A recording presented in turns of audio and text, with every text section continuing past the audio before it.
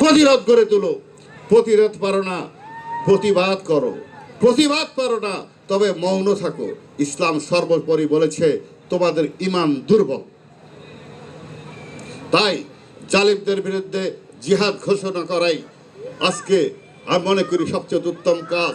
এই নেশায় সমাজ ধ্বংস হয়ে যাচ্ছে, ছেলে পেলে আমার আপনার ছেলে পেলে ধ্বংস হয়ে যাচ্ছে। আপনারা যারা অভিভাবক আছেন তাদেরকে বলে দিতে চাই, ঘরমুখী হন, ঘরমুখী হন।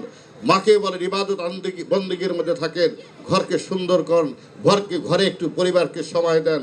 আর যারা চাঁদাবাজ এখানে উপস্থিত আছে অবশ্যই, যারা নেশাগ্রস্ত আবার অফিসার আছে এখানে, কাউকে ছাড় দেওয়া হবে না।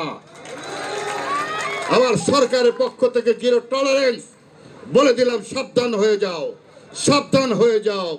নিয়ম এবং নীতির মাধ্যমে সিনিয়রকে সম্মান করো। আমরা যারা সিনিয়র আছি তোমাদেরকে স্নেহ করে আদর করে বুকে টেনে নিব, আমরা সেই আশ্বাস দিয়ে গেলাম।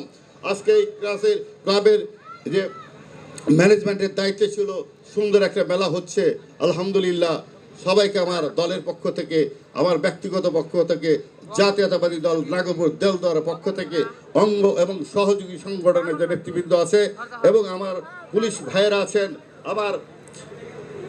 আমার সামগ্রিকভাবে যে মানুষগুলো আছে আমার পাশে সবর সঙ্গী, আমি সবার পক্ষ থেকে আপনাদেরকে শুভেচ্ছা মোবারকবাদ সালাম জানাচ্ছি। বাংলাদেশ জাতীয়তাবাদী দল জিন্দাবাদ। শহীদ প্রেসিডেন্ট জিয়াউর রহমান অমর হোক। আমাদের সেই নেত্রী, আপসীর নেত্রী, বাংলাদেশের গণতন্ত্রের সেই ইতিহাসের প্রবক্তা হিসাবে, ইতিহাসের প্রবক্তার রূপকার হিসেবে রাজপথের সাহসী নেতৃত্ব অধিকারী ছিলেন বেগম খালেদা জিয়া অমর হোক। তারই সুযোগ্য সন্তান আজকে সেই ফ্যাসিস্ট সরকারের সময় আজকে মালয়েশিয়ায় মৃত্যুবরণ করেন।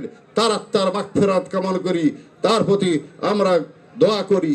এবং বর্তমান আলোকে যিনি বাংলাদেশের আধুনিক চিন্তা এবং চেতনার রূপকার হিসাবে, গণমানুষের উন্নয়নের হিসাবে বাংলাদেশের সমগ্র চিন্তা, খেলাধুলা, সংস্কৃতি থেকে শুরু করে সর্বক্ষেত্রে যিনি উন্নতির চিরশিখরে উঠতে পারেন, সেই জনাব তারেক রহমান জিন্দাবাদ, জিন্দাবাদ, জিন্দাবাদ। সবেত উপস্থিত, এই মেলা উপস্থিত জনগণ, সাধারণ আমার ভাই, আমি আপনাদের নেতা না ভাই, আমি বলেছি আবার বলেছি, এমপি নই, আমি আপনাদের ভাই হিসেবে আজীবন থাকতে চাই। আমি ভাই হিসেবে থাকবো, এমপি হিসেবে থাকবো না। আমার জন্য দোয়া করবেন সামগ্রিকভাবে সবাই যারা এখানে উপস্থিত, সবার জন্য আমরা একে অপরের জন্য দোয়া করি।